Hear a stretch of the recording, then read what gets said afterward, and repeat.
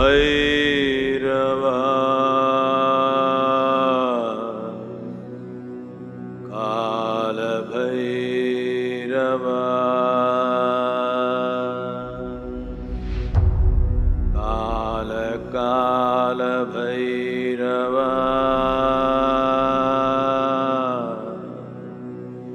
Mahakaleshwar.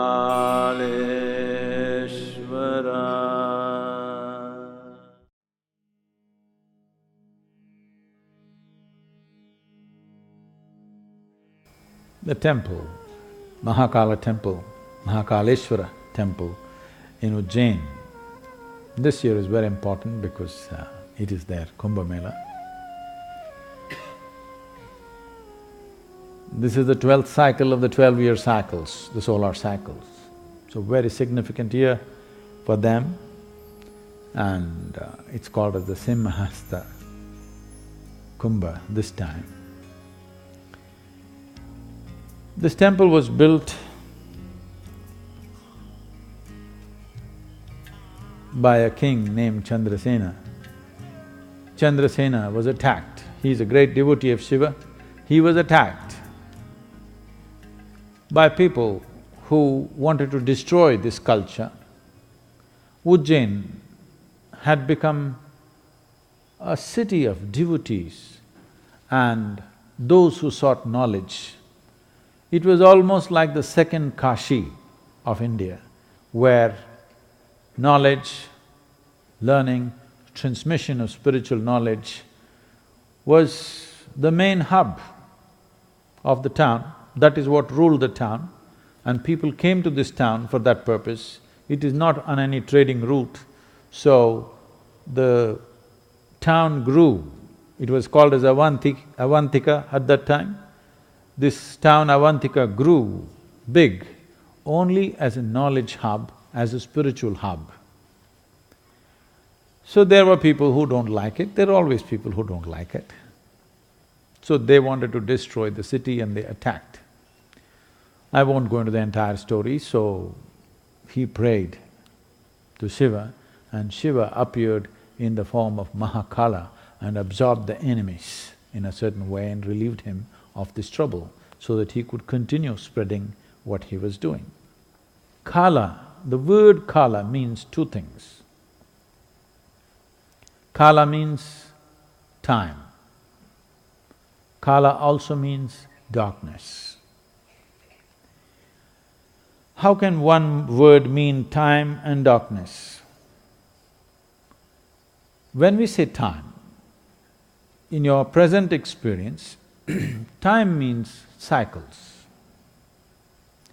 Cycles means physical nature.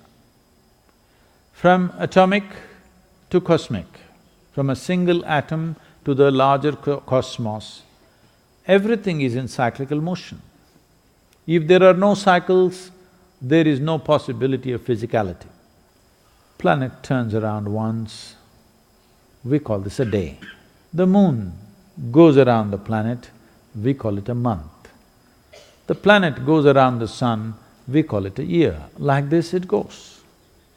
Our understanding of time or experience of time right now is in cycles. Cycles of sleep and wakefulness, eating, digestion, hunger. Like this there are many cycles. It is only through circular movement of things do you know time. If there was no circular motion, if there are no cycles in the existence, if there is no physicality, you wouldn't grasp time. That is, time manifesting through physical existence. This physical existence is happening in the lap of a larger non-existence, which in English language they may call it space.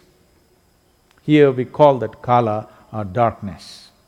Why we are calling space as darkness is, if you want to see light, you need some opaque object, an opaque object which stops light.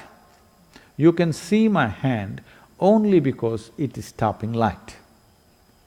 You cannot see the air because it's not stopping light. Nor can you see the light in the air because it is not stopping light. Anything that does not stop light will not be seen by you, it will be darkness to you. Either you must see the source of light, or you must see an object which stops light, otherwise you will have no experience of light. See, you see the sun and the moon. Sun is the source of light for us, moon is reflecting the light. In between is all darkness, but light is passing, isn't it? You don't see it, but it is definitely passing, otherwise how would it fall on the moon? So, the space is referred to as kala or darkness, because space is dark. Only if there is something, it reflects light and you experience light. If there is something, then it is not space. So, space is referred to as darkness. Between time and space, why are they mentioned with one word? Because they are one. In the sense, right now, let's say this is point A and this is point B. These 2 points are possible only because there is time. It's not because there is a distance, there is time. Because there is time, there is possibility of distance or space. If there is no time, there can only be one point, and one point cannot happen in physical existence. There can only be polarities, things can exist only as polarities. So, if there is no time, if there was no time, there would be no space, there would be no two different things. Everything would… nothing could exist, even nothing could exist. Not just something, even nothing could exist. So the basis, the fundamental basis of existence is known as kala or the time, because only because there is time, there is room for space, otherwise there would be no space. As right now, your experience of time is only in cyclical moments. Your experience of time is only an expression of physical nature, because physicality exists only because of cyclical movements. The entire aspiration, the spiritual aspiration is to attain to mukti or liberation, means you want to transcend the ways of physical, or in other words, you want to transcend the cyclical nature of the existence. Transcending the cyclical nature of the existence means transcending repetitive process of life. Transcending repetitive process of life means transcending the compulsiveness of who you are. From compulsion to consciousness, from compulsiveness to consciousness, this is the journey. So if you want to move from compulsiveness to consciousness, the limited experience of time that you have right now, which is an expression of the cyclical moment of physical existence, if you experience time without the basis of physicality or without the limitations of physicality, then we call that time as Maha Kala. Maha Kala is the lap upon which creation is a smattering of things. Huge galaxies, but still, they're just small specks of creation. Rest is all empty space. 99% or 99 and more percent of an atom is emptiness, that is Maha Kala. Though the atom is in cyclical movements, over 99% is emptiness. In the larger cosmos, over 99% is emptiness. Huge galaxies in cyclical movements, but over 99% is emptiness. So it is in the lap of Maha Kala that creation happens. If you are involved with limited specks of creation, then you experience time as a cyclical movement. This dimension is referred to as samsara, which means cyclical movements. If you transcend this, then we call this vairagya. This means you have become transparent. If you are transparent, you don't stop light. If you don't stop light, this means you have become free from the compulsive nature of life or the cyclical movement of life.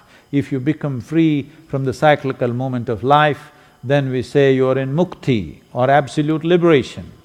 So those who are aspiring for mukti, those who are seeking absolute liberation, for them this dimension that we are referring to as Maha Kala becomes of paramount importance. The Maha Temple, the linga that is consecrated there, is of phenomenal nature. It will shake you from the root of your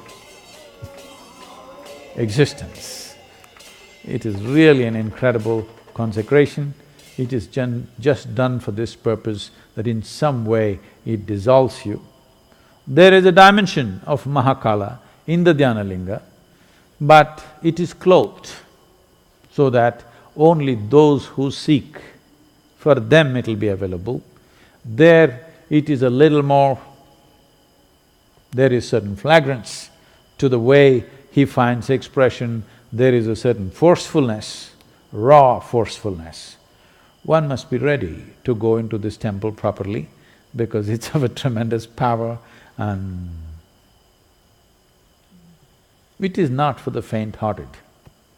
It shakes you from inside because that is the nature of Mahakala, that in the very presence of what this Mahakala Rupa is when you go there, everything is gone, everything is burnt into ashes. That means you become free from the physical. That means it pushes you, it propels you towards your ultimate liberation. You want to do that gently, we have everything here.